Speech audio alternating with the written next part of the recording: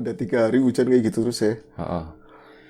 Parah sih. Geledeknya ampun tadi yang terakhir tuh gede banget, tapi kayak terakhiran habis dia terakhir jatuh gitu mendingan gitu.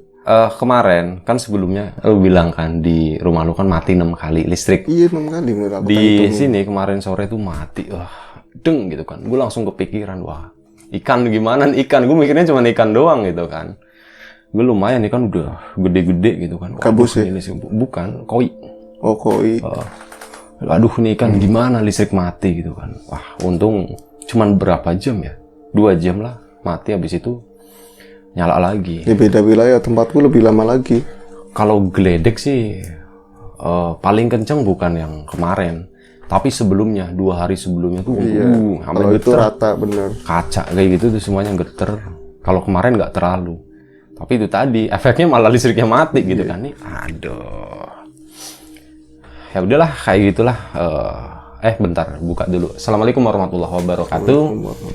Terima kasih buat kawan-kawan yang udah mampir, udah nengokin channel Riam Biru ini, dan masih seperti biasa di sini ada gue Biru dan ada Bro Ayung juga di sini.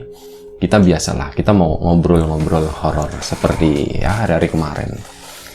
Dan gue nggak tahu nih hari ini mau cerita apa. Biasanya kayak gitu kita langsung tag ya, pagi udah datang, atau mungkin pas kita lagi malam. Kebetulan ini sekarang pagi kita nge-tagnya.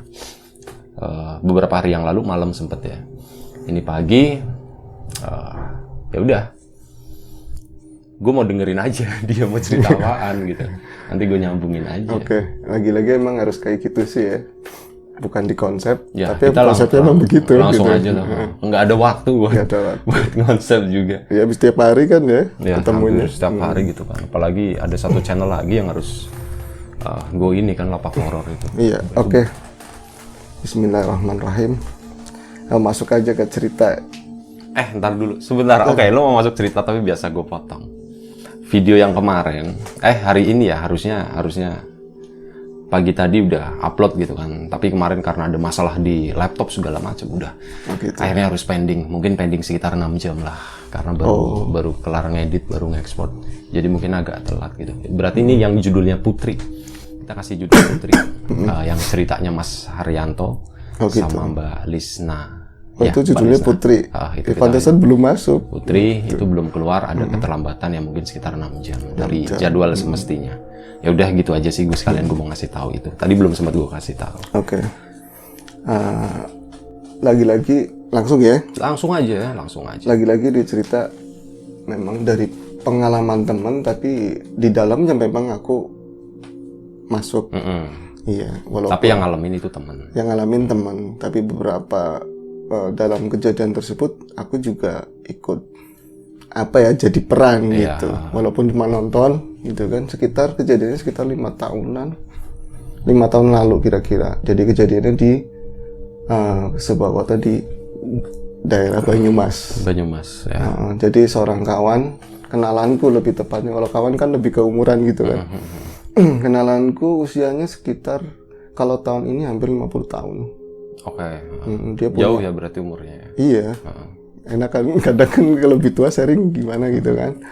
Dia itu punya anak 2. Yang satu udah gede, pantaran SMA kelas 1 gitu kan. Yang satu masih SMP.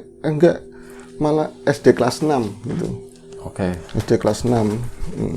Nah, SMA sama SD kelas 6 jauh juga jaraknya. Jauh, iya. Jadi dia itu salah satu alumni perusahaan otomotif terkemuka di Jakarta gitu kan. Cikarang. Terus, Jakarta nggak ada pabrik soalnya. Cikarang mungkin. Mungkin kalau aku kan dengernya Jakarta udah. Ya, kalau daerah pinggiran. Kalau orang Ngulon ke Jakarta semua, nggak tahu ke Tangerang kemana tuh sama gitu. Pokoknya Ngulon ke Jakarta. Kalau sini nggak Betawi gitu kan. Gitu. Nah terus setelah itu mungkin kerjaan yang paling ideal, dia udah bosen gitu di sini, ya pasti buka bengkel dong. Iya. Akhirnya dia buka bengkel dari paklaringnya dia sebagai seorang mekanik yang handal dan punya banyak pengalaman, sertifikasinya juga banyak gitu kan. Akhirnya dalam waktu singkat bengkelnya memang maju pesat. Bengkel motor, mobil? Motor. Lebih ke motor, tapi kadang-kadang juga mobil masuk situ. Itu malah terakhir yang sampai kejadian-kejadian yang mau tak ceritain itu, dia sampai ada sekitar 6 karyawan. Gitu. Malah kadang bengkel-bengkel di daerah itu yang ketika dia memang dapat masalah yang cukup sulit gitu, dia rujukannya ke teman aku itu.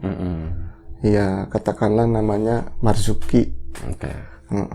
Jadi tapi kadang kan orang seperti ini, kalau misalnya kita ada tadi dia karyawan dengan income sekian, terus ada perubahan yang cukup signifikan, dapat perolehan yang gede, dia bisa bangun rumah, bengkelnya jadi gede, laris. Iya, laris. Jadi dia maaf aja gitu kan, kita nggak nyebut nama ini kan. Jadi kesombongannya mulai, dia yang cerita sendiri dia gitu, dia mulai lupa, mulai sombong gitu, mulai tinggi hati gitu, terutama karena kalau yang pihak laki, yang pihak cowoknya itu kan keluarganya tinggal kayak bapaknya doang gitu kan, sedangkan dia punya saudara paling satu. Tapi kalau yang perempuan itu keluarga gede. Itu istrinya maksudnya? Istrinya punya keluarga gede, orang tuanya masih komplit, terus saudara-saudaranya juga banyak, tapi kebanyakan ya nggak terlalu ini kan, levelnya masih ya orang biasa, ada yang tani, ada yang buruh gitu. Ya lumrah kayak orang kebanyakan kan, kalau misalnya butuh apa-apa kan larinya ke saudara kan yang lebih dekat gitu. Tapi ya seperti itu yang diceritain tadi, banyakan ditolak sama dia. Mau pinjem nggak boleh, ada butuh, tapi disertai omongan yang kayak gitulah yang gak ngenakin. Sebenarnya kan kalau mau minjem nggak boleh, wajar. Itu kan wajar, itu hal yang normal. Cuman mungkin karena itu tadi kali, omongannya yang kadang nyampe ke hati, nyampe ke bawah lama gitu kan, terus nggak 1-2 orang. Mungkin itu akan nanti bertalian sama cerita yang mau tak bawain tentang apa yang dia alami, karena jelekit ya berarti. Jelekit kalau orang Jawa itu nyelekit, itu nggak cuma sama saudaranya tapi sama orang tua juga seperti itu. Jadi bahasanya ini hasil keringat kita capek-capek dulu kita kayak gitu, mana yang ada yang bantuin gitu kan. Doa apaan doa? Kalau doa sabar, kita udah tiap hari sabar-sabarin sama orang gitu kan. Gitu. Terus akhirnya setelah berjalan itu sampai punya 6 karyawan, dia mulai ada musibah, dia mulai sakit. Tapi sakitnya bukan yang ya orang kalau sakit demam, panas itu langsung kayak di semua persendian itu, kata cerita suaminya itu awal-awalnya gitu, dia persendian kayak agak kayak cikungu ya, gimana sih? Jadi mulai lemas kayak gitu. Jadi awalnya dari bagian kaki yang paling bawah itu, dari persendian yang paling bawah, dengkul sampai di sini pinggang itu lemas, terus memang nggak bisa nopang dia berdiri gitu. Akhirnya dia mulai banyakan di kursi roda sampai hampir berapa bulan, tangan juga udah nggak mulai digerakin dengan baik, akhirnya dia cuma bisa baringan. Seperti itu. Tapi kejadiannya itu hampir mau 2 tahun. Mau 2 tahun dari physically itu bukan cuma itu. Jadi ada perubahannya itu dari semua kulit itu berubah warna. Jadi kan tadinya putih. Aku pernah lihat fotonya gitu kan. Fotonya kan ya cukup seger, tambun gitu orangnya kan. Jadi benar-benar kurus, warna kulitnya hampir sama kayak baju. Lebih hitam lah ya, lebih hitam. Dari kita jauh hitam banget, benar-benar hitam banget. Kayak gosong kayak gitu. Kayak gosong, tapi nggak ada lepuhan gitu. Tapi ini bagian tulang pipi sampai jegong lagi masuk gitu. Itu mungkin gini sih ya, kalau itu efek dari pengurusan bisa jadi pengeriputan kulit ya, karena dia udah tua, akhirnya, kulitnya nggak elastis, pigmennya terkumpul. Ya kalau kayak balon aja misalnya ditarik gitu, begini kan warnanya jadi lebih terang, di gini kan jadi lebih hitam ya, kayak gitulah mungkin bisa efeknya ke situ sih. Cuman dari dia bicara masih normal. Aku pernah main ke sana juga, dia ngomong misalnya, aku nggak mau nengokin ke dalam kan, karena itu juga pertemuan yang cukup lama, aku nggak ketemu sama dia kan. Tapi sesekali dia kadang manggil Pak gitu kan, minum kayak gitu, tapi marah nadanya kayak gitu. Mungkin biasa kalau orang sakit ini kan lebih sensitif gitu. Akhirnya kadang suaminya masih anuin motor. Gitu Sebentar, ini istrinya atau suaminya yang sakit? Suaminya, sorry kalau ngomong. Iya kan tadi manggil paha gitu kan maksudnya? Istrinya yang sakit. Oh, yang istrinya yang sakit. Dan lebih kalau misalnya ada butuh-butuh apa, itu kan yang handle biasa perempuan. Gue pikir dari tadi itu yang sakit suaminya, gitu. yang sakit istrinya. Jadi bener aja, istrinya tuh punya keluarga besar, ya istrinya kondisinya udah makmur.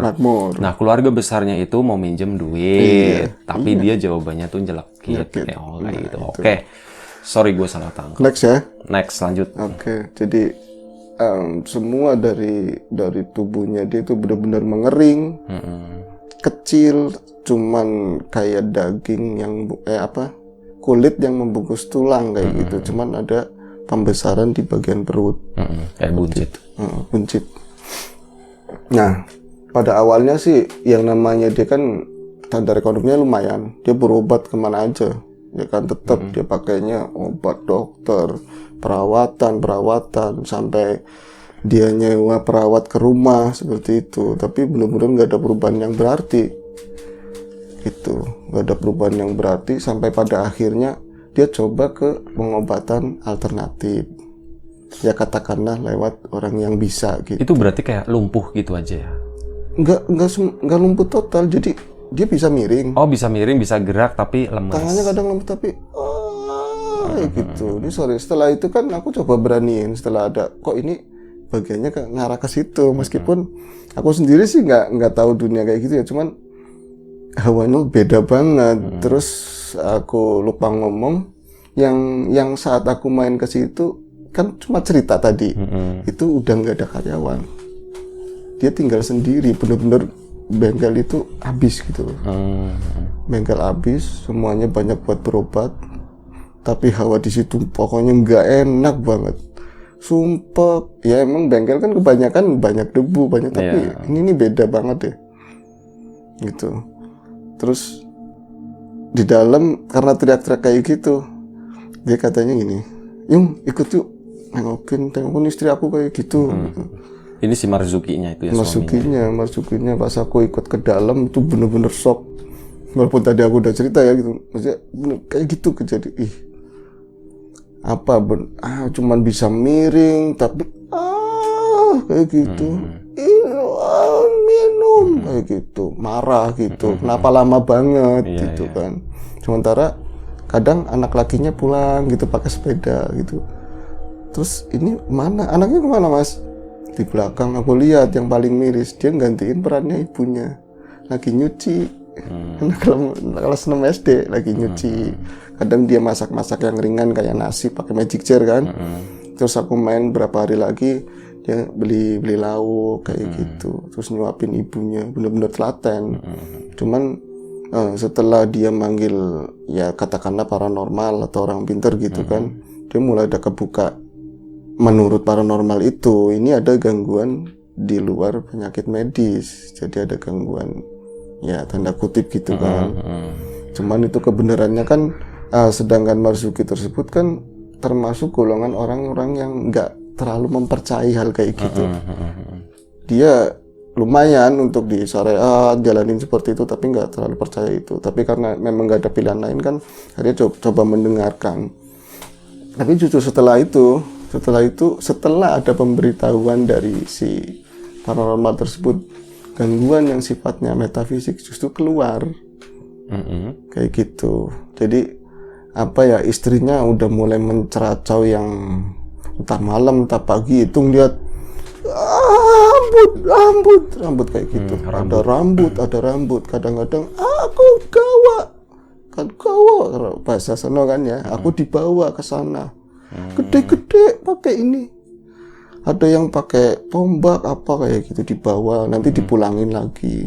Kadang-kadang kayak mau diputus kayak gitu, badannya mau diputus, ini diikat-ikat kayak gitu, ceritanya seperti itu. Sedangkan kalau hari-hari untuk suaminya sendiri, dia coba nepisin bahwa dia sebenarnya dia sering lihat gitu loh di bengkel nih. Kan sepi. Jadi bengkel pas di sampingnya ada toko gerabahan kayak gitu. Terus ada tiang, ada tukang chicken yang ikut dagang di depannya situ. Kadang-kadang di gerobak chicken itu kayak ini tembok, ini gerobak chicken nih. Ini ruang sedikit segini baru tembok. Kadang-kadang yang berdiri di situ. Itu yang jual chicken atau yang beli? Yang lihat? Yang lihat yang punya bengkel. Kadang-kadang kejadiannya pagi loh, bukan maksudnya malam. ngelihat itu ngelihat apa? Lihat sesosok kayak gitu berdiri, cuma diem kayak gitu. Cuman kan dia ntar diliatin lagi hilang, ntar ada lagi. Kadang pindah-pindah nggak cuma di situ. Terus malam-malam kadang dia kalau misalnya habis ngerawatin istrinya, misalnya ganti pampers apa gitu kan, dia mulai anehnya ketika dia baca Quran apa itu udah santer, kalau diem enggak.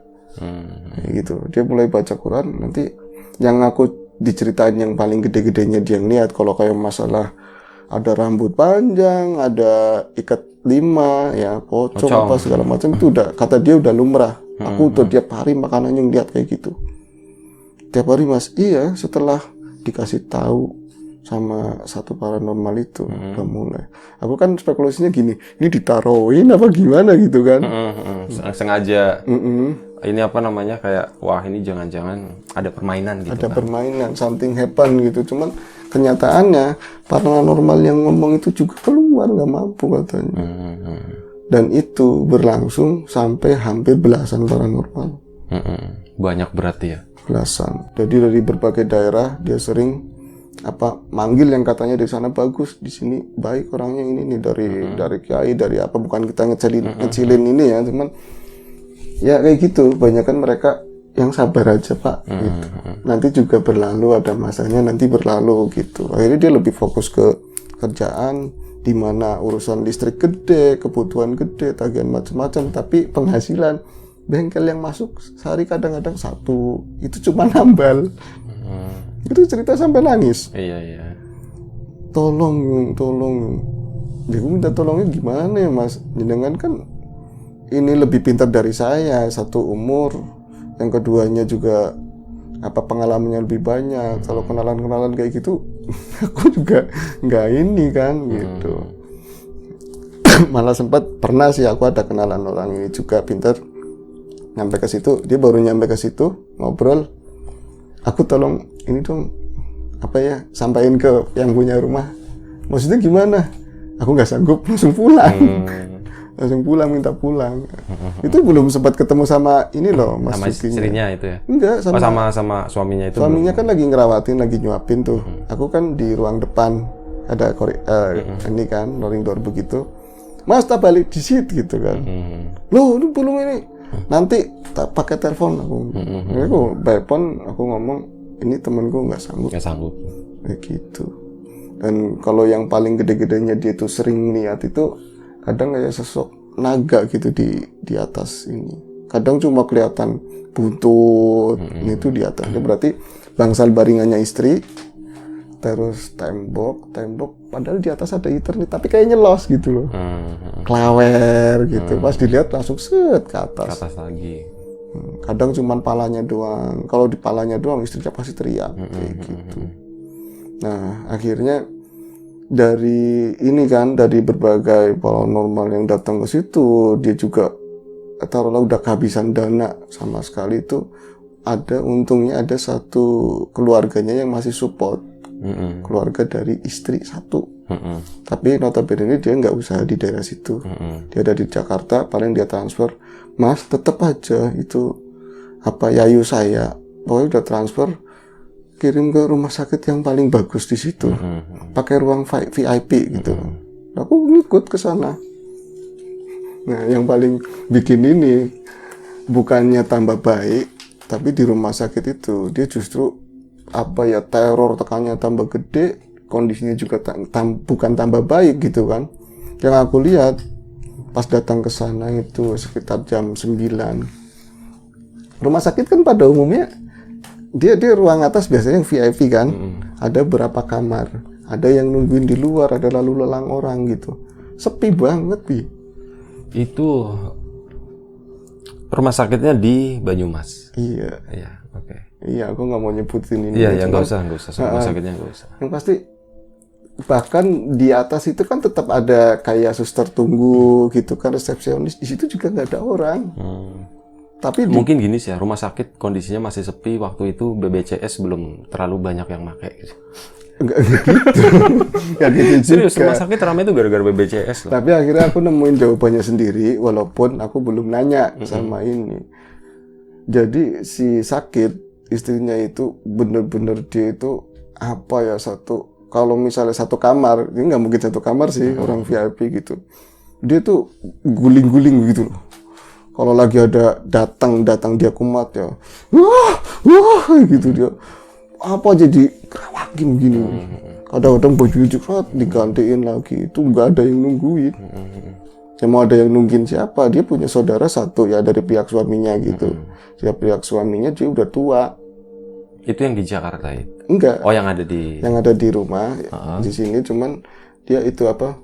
Kakaknya suaminya itu udah tua, punya ibunya sendiri lagi sakit gitu, nggak bisa nungguin sementara. Mungkin karena kembali lagi ke tadi, sakit hatinya keluarga istrinya itu sama sekali dari proses dia pertama jatuh sakit sampai dia seperti itu nggak ada yang mau nengokin sama sekali. Mas, sampai aku, Mas, orang nggak mungkin setega itu, Mas.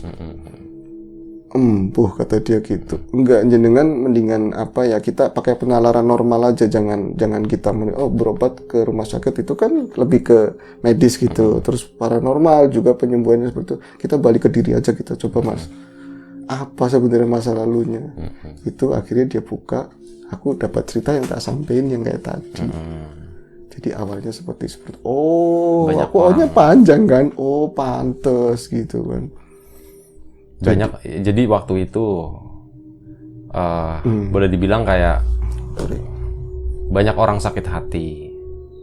Ya mungkin kalau orang Jawa itu kan banyak sepatan gitu ya. Iya. Sepatan tuh kayak apa ya? Ya pokoknya kayak gitulah, mirip semacam kayak umpatan kayak gitu. Ya akhirnya mungkin itu mantaknya kali ya. Kalau orang Jawa berbalik gitu. Ya mungkin ya. Gue nggak tahu sih ini bahasa Jawa secara umum atau enggak, cuman di daerah gue tuh di sini tuh ada namanya istilahnya mantak kayak gitu. Jadi, mantak tuh kayak semacam ya kayak karma kayak gitulah. Bisa lebih ke karma ya. Lo berbuat nggak baik seperti ini, langsung dihajar gitu ya, sebab akibat lah. Sebab akibat. Jadi menurut beberapa ya, kalau aku kan pegangannya dia nggak mengecilin paranormal atau orang pintar atau siapa aja, tapi ada rujukan yang hampir sama antara dari ya aku kan lihatnya ke fashion ya, ke pakaiannya, ke kiai apa itu satu merujuknya. Jadi memang ada yang melakukan itu melalui perantara orang lain, benar. Ada orang yang nggak suka, entah pengen nguasain tempatnya dia, memperlebar tempat dagangannya dia gitu kan, biar rumahnya murah, dia habis-habisan, terus rumahnya dijual. Nah, bisa balik. Tapi itu Mas sebenarnya perantara doang. Kayak gitu. Semua orang ngalamin yang kayak apa sebenarnya itu dari diri sendiri atau memang diuji kayak gitu. Tadinya dia melakukan apa, jatuh kena timpa musibahnya apa melalui perantara yang beda-beda masing-masing orang seperti itu. Akhirnya itu yang paling logis menurut aku. Terus? Iya, menurut aku itu yang paling logis memang. Oh iya, penjelasan yang seperti itu. Jadi walaupun tembak sama orang karena motif tertentu dia sakit seperti itu, tapi kalau memang dia nggak melakukan perbuatan yang dahulunya gimana otomatis itu kan bisa terhindar, akan susah gitu.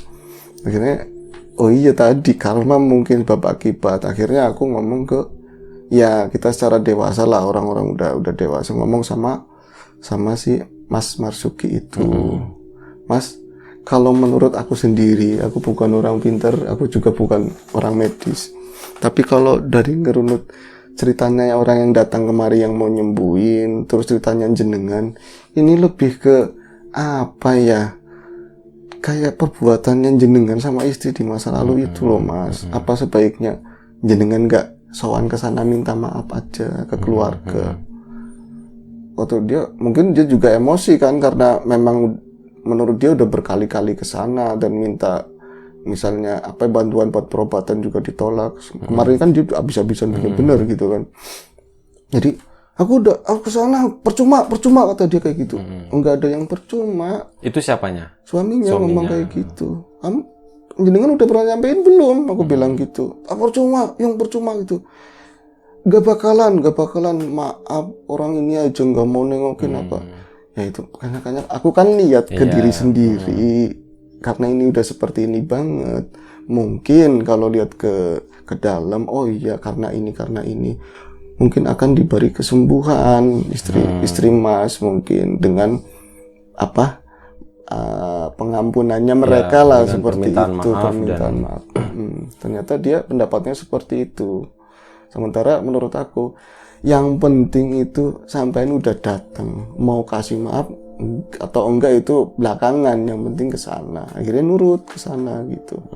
Nah, jawabannya ya seperti yang dia perkirakan. Dia semakin down tapi aku semakin senang. Enggak apa-apa, yang penting udah ngomong. Nah, jawabannya sama. Si itu ke sana ditolak. Pan sakit panopo wis urusan dhewe. Loro iku. Pan sakit pan apa wis urusane dewek. Urusannya sendiri. Dewek dong, Banyumas. Iya. Ya mbok, ya ada mbok-mboknya begitu kan kalau orang sana kan.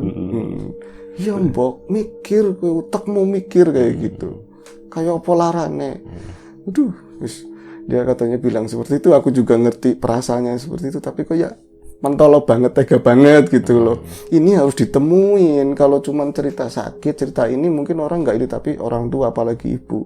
Kalau udah ngeliat kondisi seperti itu, semuanya pasti insya Allah yang punya ini hati gitu kan. Tapi memang jawabannya seperti itu, tapi memang cerita berbeda. Allah mengendaki sesuatu yang berbeda. Salah satu saudaranya si perempuan yang sakit itu sakit. Dia kena kayak demam berdarah begitu. Dia juga di rumah sakit yang sama. Oke, satu rumah sakit, cuman kan dia di lantai bawah. Jadi saya ini loh, aku gini. Itu kan Marzuki kan napal banget aku mukanya, kayak kirain Marzuki di bawah itu. Mas, kok di sini katanya di bengkel, tahu-taunya bukan. Mirip mukanya. Mirip. Maksudnya? Kan ada orang mirip loh di bawah lagi nungguin pasien, tapi di luar di pangsal-pangsal gitu. Mas katanya di bengkel, saya mau nengokin nggak enak naiknya gitu kan. Tahu-taunya bukan. Kok kamu kenal sama Marzuki? Marzuki mana Marzuki ini? Oh Marzuki, dia marah gitu kan.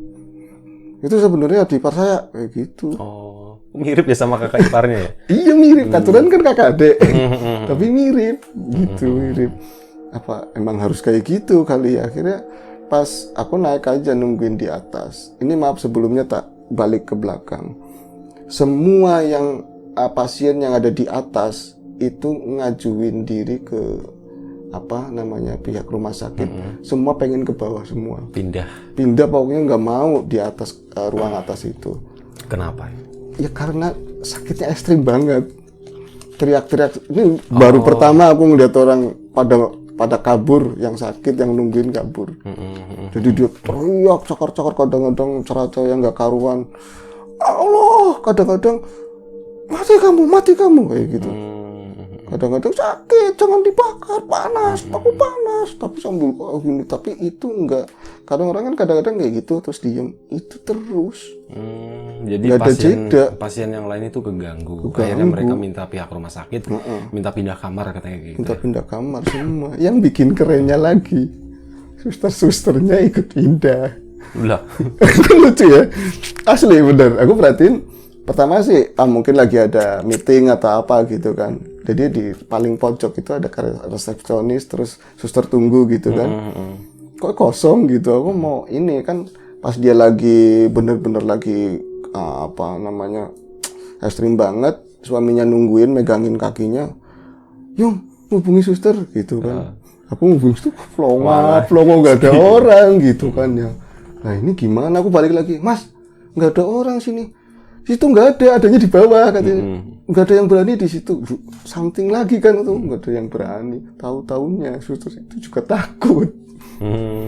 Ya kalau misalnya jeratau sakit, panas atau dia nunjukin ada ini di belakang susternya ada yang gendong, ada yang macam-macam kayak gitu.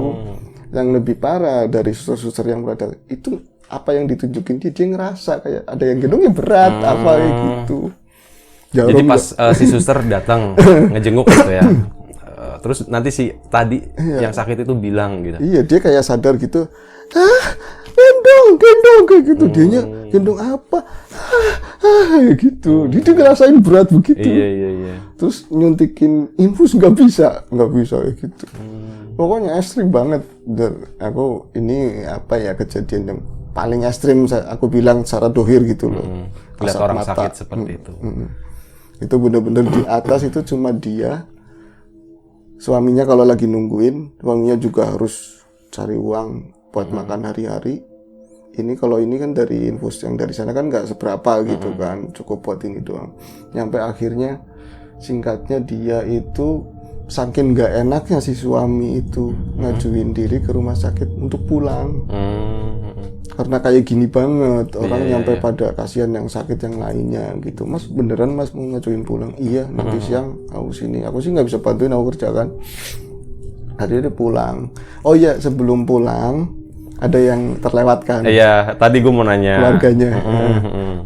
Jadi akhirnya itu apa, dia ketemu sama kerabatnya si Marzuki itu. Tapi nanyanya sih marah gitu kan. Ngapa kamu kene gitu kan? Kenapa kamu di sini? Ya, istriku sakit di sini, dirawat di atas. Dia nangis di situ, minta supaya keluarganya itu nengokin, tolong, aku udah minta maaf semuanya, mau diterima apa enggak, tapi tolong mak, kan ada ibunya itu. Ada ibunya juga. Tengokin sekali aja mak, kalau ini memang hari terakhir, saat terakhir, buat dia, aku pengen demi semuanya lah, apa yang demi cucunya kamu, cucumu itu tolong tengokin istri saya, kayak gitu. Akhirnya hari ketujuh. Aku nggak nyaksiin, itu katanya si Marzuki sama satu tetangganya Marzuki ikut juga, dia cerita ke aku.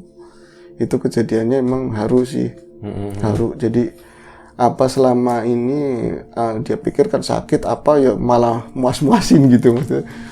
Mati baes dan segala macem gitu kan, tapi secara pas dia ngeliat langsung itu semua, bukan cuma ibunya, itu nangis semua. Saudara-saudaranya dia. Itu setelah itu diminta akhirnya mau naik ke atas mereka. Mau naik ke atas. Dia nangis suaminya kan, mereka mau naik ke atas. Terus di sana itu kayak udah dikomandoin rekukur gitu, nangis semuanya. Kok kamu kayak gini banget, pas ngeliat mata sendiri kondisinya kayak gitu, bener-bener nggak inget ibunya, nggak inget saudaranya. Ini ibu, ini apa, nggak bisa.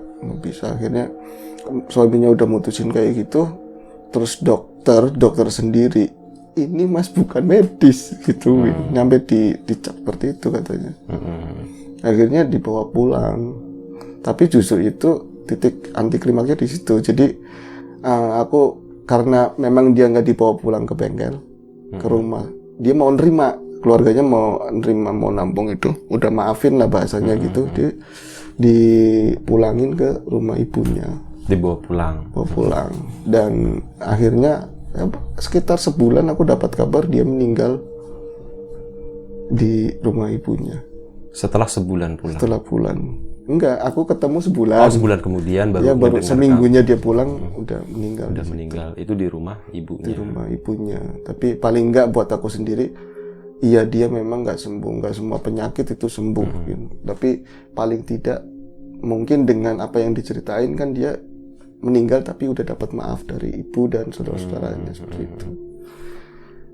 Begitu kejadiannya. Iya. Apa ya, itu kalau ya balik lagi sih kayak ke istilah yang tadi gue sebutin itu kayak mantak sih kayak gitu. Iya. Durhakanya orang sama orang lain ya, terutama ya sama orang tua. Sama saudara, sama orang tua, parah-parahnya tuh kayak gitu. Kalau di Islam sebenarnya ada sih. Ya jelas lah di Islam pasti ada ya. Tapi itu tadi, ini agak mirip-mirip mungkin ya. Sorry kalau misal salah, kawan-kawan juga boleh ngoreksi ya. Kayak mungkin pernah ngedengar penyakit Ain. Ya. Penyakit Ain itu kan penyakit yang disebabkan karena tidak sukanya orang gitu kan. Orang jadi ngedoain yang nggak baik-baik. Gitu. Nggak cuma satu lagi. Nggak cuma satu lagi. Dan udah gitu. Kenapa mereka mendoakan yang nggak baik? Karena ada penyebabnya. Iya. Karena si orang tersebut melakukan kesalahan seperti itu. Sebab akibat ya? Iya, sebab akibat. Dia melakukan seperti itu, akhirnya ya itu tadi dapat mantak. Kalau yang gue bilang sih istilah gue itu dapat mantak, kayak dapat mungkin bahasa yang lebih kayak dikenal gitu ya, itu ya kayak semacam karma kayak karma gitu. Terus ada lagi kalau aku nambahin sih, mungkin agak geser sedikit ke tema tadi. Ada seperti ini, orang apa ya dalam misalnya keluarga atau dari ngalamin dia sendiri gitu, merasa miskin banget, nggak punya banget, terus biasalah utang kesana kesini, nggak dibolehin, nggak dikasih, terus ada yang mereka itu larinya ini ujian buat aku, aku sabar, aku tetap berusaha. Ada juga yang dalam benaknya, dalam hatinya itu, awas nanti kalau aku kaya, awas nanti aku berhasil, ingat kalian semua gitu. Biasanya dari tesis aku pribadi gitu loh, orang yang tadinya jalannya ke sabar itu setelah dia ekonominya lumayan, dia tuh nggak mau ngeliat orang susah. Jadi kalau ada orang yang butuh, malah jangan seperti aku dulu, nggak enak banget. Tapi orang yang sebaliknya, malah ada orang pinjam, ada orang ini, orang ngemis aja dimaki-makinya kayak apa tahu. Ada yang seperti itu. Itu aja sih. Banyak sih sebenarnya yang ya ada yang seperti itu, emang banyak juga. Tapi ada di satu sisi gini sih ya. Kalau gue ngelihatnya dari tengah-tengah sih, antara orang yang punya dan antara orang yang nggak punya. Yang orang yang punya, yang jelas janganlah seperti itu gitu. Iya. Kalau memang ada, kalau ada yang butuh, udah ya ini standarnya aja ya, standarnya kayak dikasih lah. Iya. Dibantu gitu. Tapi ya sebagai orang miskin juga, mohon maaf ya, sebagai orang yang nggak punya, itu juga harus tahu diri gitu. Jangan apa ya, kayak nanti ujung-ujungnya kayak jadi benalu gitu. Bisa. Nah, banyak. jadi kayak gitu, apalah dikit-dikit ngandelin, oh karena dia kan ada gitu kan. Mumpung Dikit-dikit dia ngandelin. baik gitu. Nah itu kayak gitu tuh jangan sampai kayak gitu. Soalnya balik lagi, tadi gue sempat mention ya, kita bercanda ya, gratis itu nggak mendidik cuy. Asli. Itu serius, gratis itu nggak mendidik. Makanya itu tadi, kalau bisa, kalau memang mau ngebantu. Tapi nggak ada kaitannya sama bansos loh. Nggak ada. Justru gue nggak mikirin ke arah sana. Iya, itu bagian lain. Kalau memang mau ngebantu ya, selain ada kan kadang orang minta bantuan itu karena masalah yang urgent ya. Kayak misal, gue butuh bantuan nih. Buat apa? Ditanya dulu. Makan, sakit Buat gitu. makan, ada orang sakit atau apa. Ya itu kalau memang kita ada. Itu urgent. Itu kayaknya wajib, itu urgent gitu. Kalau nggak itu kebangetan darurat gitu. nah, itu nih kasih nggak apa-apa.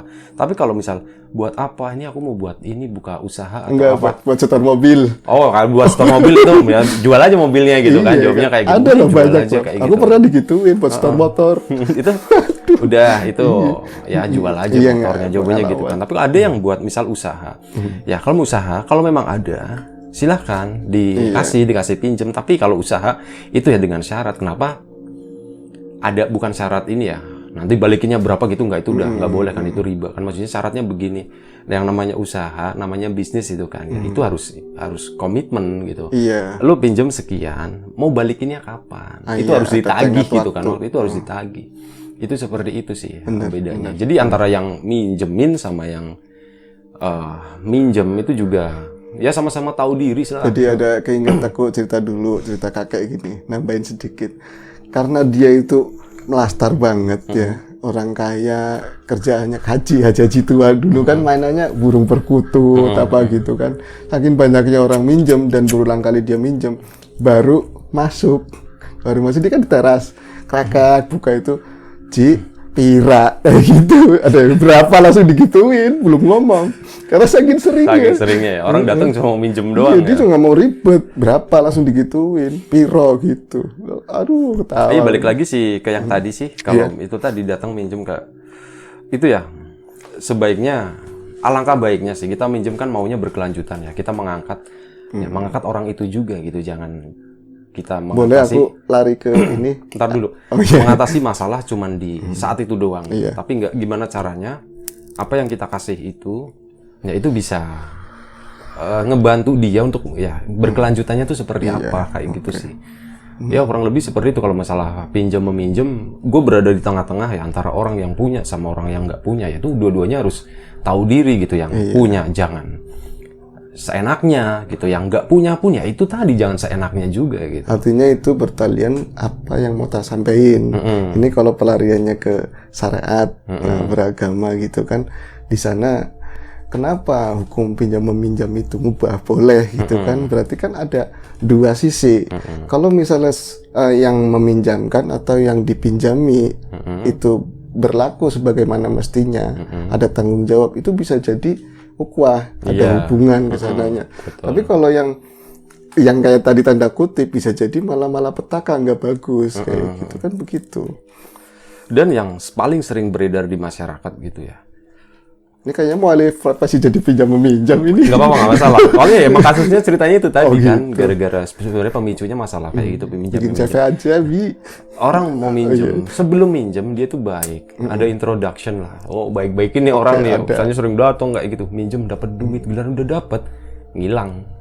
Ini lagi pengalaman pribadi atau? Ya pengalaman gue juga pernah mengalami seperti itu, dan cerita dari kawan-kawan yang lain juga seperti itu. Aku nggak minjem ke dia, orang baru ketemu sekarang sih. Aduh. Ngilang gitu. Kayak gitu tuh banyak yang seperti itu. Nah sebenarnya nggak masalah selama itu masih. Tapi lebih ke bukan banyak, kebanyakan. Masih komitmen gitu. Kebanyakan yang lebih parah lagi ya, kebanyakan. Ya itu tadi ya. Tapi introduksinya buat dia peminjam itu sebenarnya kalau kita bikin film tuh keren loh. Ada yang mewek, ada yang ngarang cerita begini itu keren sebenarnya. Ceritanya udah kebaca sih kalau misalnya ada orang siapapun yang datang gitu. Dia menceritakan masalah, ujung-ujungnya biasanya itu. Biasanya enggak semuanya. Udah ini melebar kemana-mana udah. Ada cerita lagi kan? Enggak ada sih. Dari gue enggak ada, paling itu tadi sih masalahnya yang kasus cerita itu. Iya. Alangkah baiknya seperti itulah. Kita bicara masalah etika adab kayak gitu ya. Itu yang udah mulai ditinggalin sama orang sekarang. Orang sekarang banyak orang-orang yang pendidikannya tinggi. Baik pendidikan ya, apapun lah pendidikan, agama, akhlak kayak gitu. Akhlaknya dapat pendidikan, cuman implementasi di kehidupannya itu agak kurang. Benar. Seperti itu. Bahkan ya kadang parahnya lagi ada orang yang merasa akhlaknya udah bagus tapi justru dia salah kaprah menanggapi artinya, seperti itu gitu ya. Kalau bahasa orang tua bijak begini, ada ilmu apalan, ada ilmu terapan. Iya, kalau ngajinya cuma bismillah tapi diterapin ya udah baik semuanya. Iya, itu baik semuanya. Tapi udah semacam wah, Islam nggak usah dilanjutin Iya, kurang lebih seperti itu sih daripada nanti melebar ke sana kemari gitu kan. Nanti makin keluar dari cerita gitu, makin nggak asik juga. Ini tutup aja nih, tutup lah ya. Kita udah 40 menit lebih. Nah, terima kasih buat kawan-kawan yang udah nonton, udah mau dengerin ya. Kita tuh ngomong gak jelas kayak gini, ngalor ngidul, dan terima kasih juga buat Bro Ayung yang udah sama-sama. Udah stay tune di sini gitu di channel Riam Biru ini. Ya kita mohon maaf kalau misal ada kesalahan di sana sini. Baik yang kita sengaja maupun nggak sengaja. Tapi insya Allah kayaknya kebanyakan nggak disengaja ya kalau kesalahan kayak gitu. Ya kita mohon maaf misal ada sesuatu yang nggak menyenangkan, sesuatu yang nggak mengenakan di telinga atau di hati kawan-kawan, mohon dimaafkan. Dan ya, gue juga ke Bro Ayung juga minta maaf, misalnya dia ada statement yang kurang enak, dan lu tanpa minta maaf juga udah gue maaf. Iya benar. Keren banget kan? Gitu. Maksud gue tuh kayak gitu, biar gue kelihatan keren gitu. Iya, nggak apa-apa. Emang dimana dari dulu dia akan selalu keren di atas gue sedikit ya kan? Itu tadi. Udah. Terima kasih kawan-kawan semuanya. Jaga kesehatan kawan-kawan. Assalamualaikum warahmatullahi wabarakatuh.